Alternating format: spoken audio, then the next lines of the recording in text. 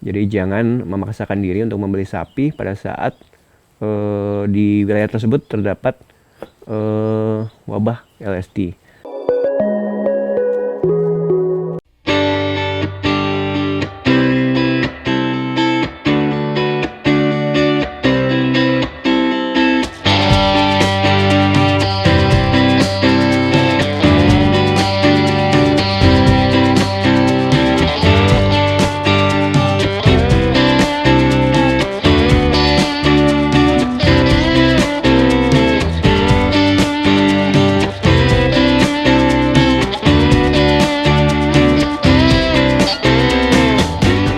Selamat datang kembali di channel Gematani bersama saya Dr. Hewan Pilar Patria. Jadi ada satu topik yang sedang hangat ya, yaitu penyakit lumpy skin disease atau kita sebut dengan LSD yang sedang merebak terutama di Pulau Jawa. Dulu sebelum kejadian PMK setelah Idul Fitri tahun kemarin, sebenarnya sebelum itu ada kasus LSD yaitu di Riau atau di Kabupaten Inhu. Nah, di tahun ini LSD kasusnya sudah menyebar ya, terutama di Pulau Jawa. Nah, kita akan membahas sedikit mengenai tentang LSD itu sendiri. Jadi LSD itu termasuk virus dari keluarga pox atau cacar. Tapi kenapa tidak disebut dengan virus cacar sapi? Karena ada virus lainnya yang namanya ada cacar sapi. Sedangkan virus yang kita kenal sekarang ini adalah virus LSD atau lumpy skin disease. Nah, karena bahasanya yang sulit, peternak bahkan berinisiatif untuk memberi nama penyakit ini dengan istilah lato-lato atau penyakit lato-lato. Itu cukup membantu juga untuk mengenal penyakit tersebut di masyarakat. Nah, virus ini tadi adalah keluarga dari pox ya. Dia menyerang terutama dengan gejala di kulitnya terdapat noduli atau bengkak, atau dalam istilah kesehatan hewan, sistem kesehatan hewan itu disebutnya dengan sindrom BBK atau benjol-benjol kulit. Jadi sangat nampak di kulitnya terdapat benjol-benjol yang dia diameternya 2-5 cm dan bervariasi. Lalu dia juga menonjol keras dan itu dapat menempelnya di kulit subkutan atau di bawah kulit atau bahkan di daging atau di muscle atau di otot. Nah, selain itu gejala yang nampak adalah dia demam, pireksia itu di atas 41 derajat. Tentunya kalau dia demam, sapinya akan tidak nafsu makan, lesu. Lalu dia juga akan emaciasi atau kekurusan karena tidak mau makan kan.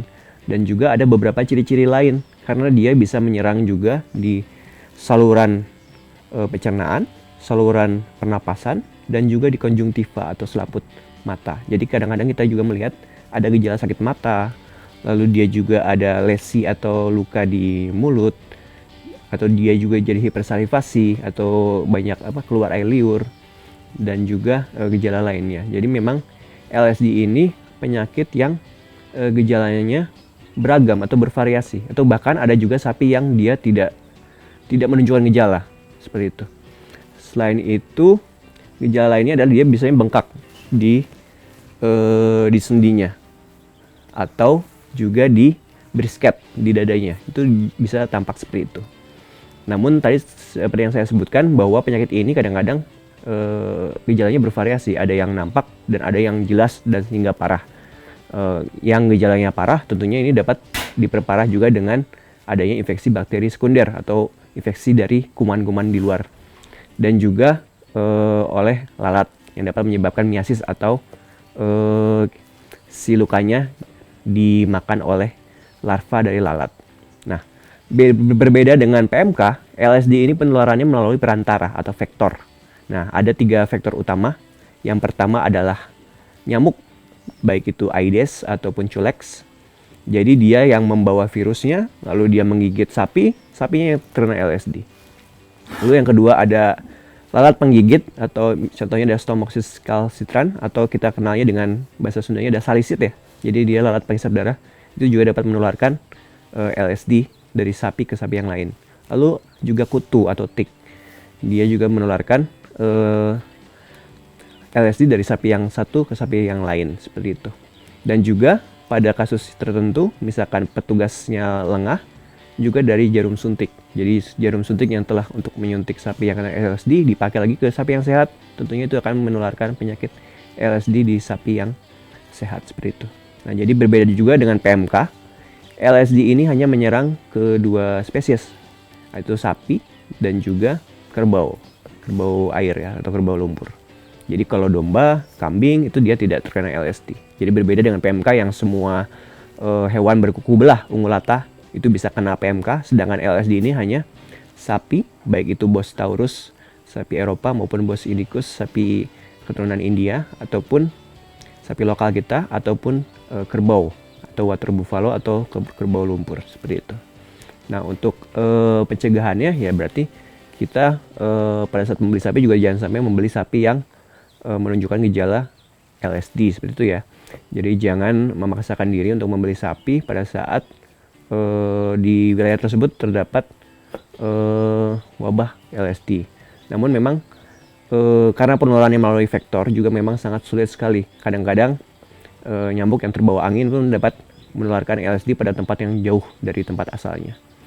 Nah, salah satunya mungkin beberapa peternak berinisiatif untuk menggunakan kelambu ya atau jaring di kandangnya, tujuannya agar mengurangi masuknya lalat dan juga nyamuk. Yang harapannya dapat mengurangi penyakit-penyakit yang ditularkan melalui vektor serangga, baik itu nyamuk, lalat maupun kutu seperti itu. Lalu untuk pengobatannya para peternak dapat menghubungi dokter hewan ataupun dinas peternakan atau kesehatan hewan setempat. Biasanya akan diberikan obat penurun panas, lalu juga antibiotik untuk mengurangi infeksi sekunder, vitamin dan lain-lainnya, dan juga obat luka untuk mengatasi luka di kulitnya seperti itu. Lalu LSD ini dia tidak bersifat zoonosis atau zoonotik. Jadi artinya dia tidak menularkan penyakit dari sapi ke manusia. Jadi LSD ini hanya diderita oleh sapi dan kerbau seperti itu.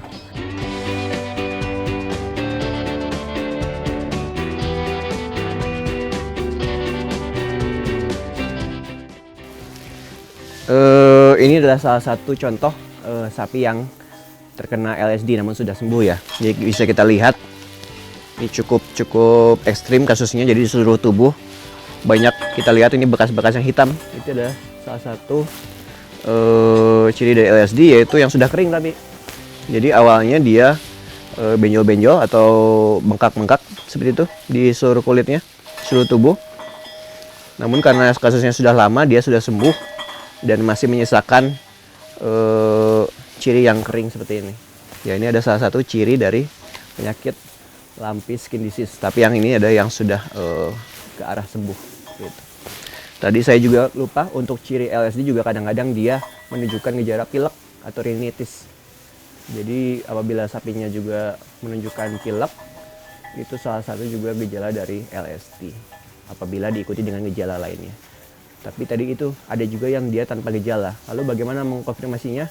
Kita punya laboratorium kesehatan hewan rujukan atau balai veteriner.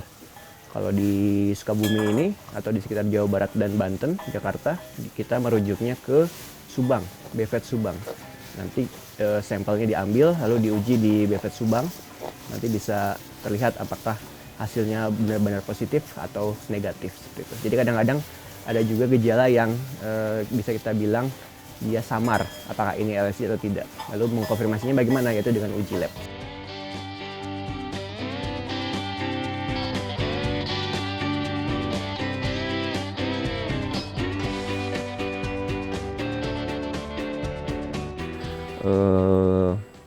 Jadi memang kita harus waspada ya. Jadi memang banyak sekali pil pahitnya di 2 tahun ini.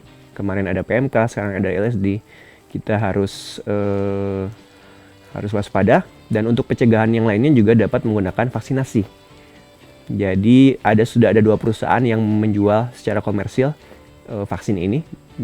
Bosku dapat mencari informasinya dengan harga, kalau saya tidak salah, sekitar hanya 25.000 per dosis. Jadi satu sapi hanya 25.000, itu sudah dapat melindungi sapi tersebut dari infeksi dari virus LSD. Jadi tidak mahal dan dapat bermanfaat, karena kalau sudah kena LSD penyembuhannya lama. di kulit terus sendiri bisa sampai 3 bulan, 1 sampai 3 bulan baru sembuh. Dan juga tadi itu gejalanya sangat bervariasi sehingga sapinya juga menunjukkan sakit yang beragam dan berbeda-beda. Jadi kalau yang sudah emaciasi sapinya, kekurusan, tidak mau makan, lalu ditambah dengan infeksi sekunder, itu biasanya sapi tersebut tidak selamat dan akhirnya dipotong seperti itu. Jadi tetap semangat meskipun sekarang banyak sekali tantangan ya di bidang peternakan, terutama di sapi dan domba. Tapi kita tentunya harus tetap semangat dan menjalankan semua hal yang harus dilakukan agar tidak terkena dampak dari wabah, terutama LSD dan juga PMK ini. Mungkin seperti itu. Terima kasih. Wassalamualaikum warahmatullahi wabarakatuh.